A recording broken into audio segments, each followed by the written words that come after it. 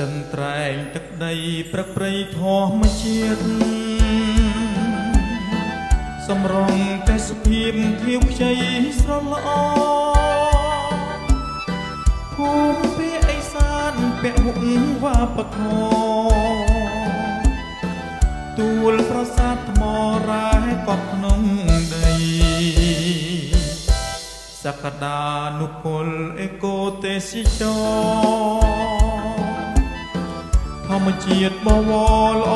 គាត់និស័យកសិកម្មដាំដុះចាក់ខុសពីវិស័យប្រជាប្រុសស្រីរួមសុខមនោមរម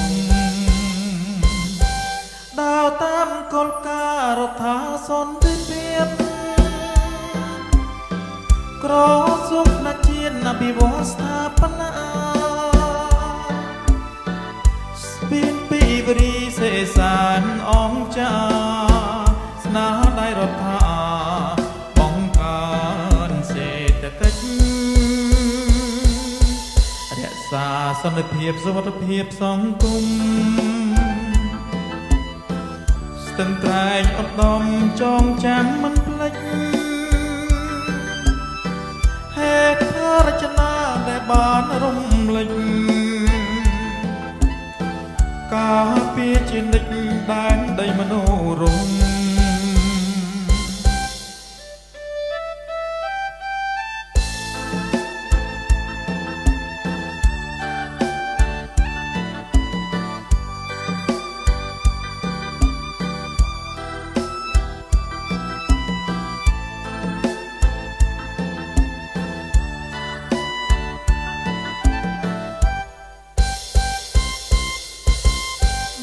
តាមគោលការណ៍រដ្ឋាសន្តិភាពក្រសួងណាជាតិអភិវឌ្ឍស្ថាបនាស្ពានពីវរីសេសានអង្គចាស្នាដៃរដ្ឋាបង្កើនសេដ្ឋកិច្ចរក្សាសន្តិភាពសុវត្ថិភាពសង្គមស្ទឹងត្រែងឧត្តមចងចាំមិនភ្លេចហេដ្ឋារចនាដែលបានរំលេចការពារជានិច្ចដែនដីមនោរម្យ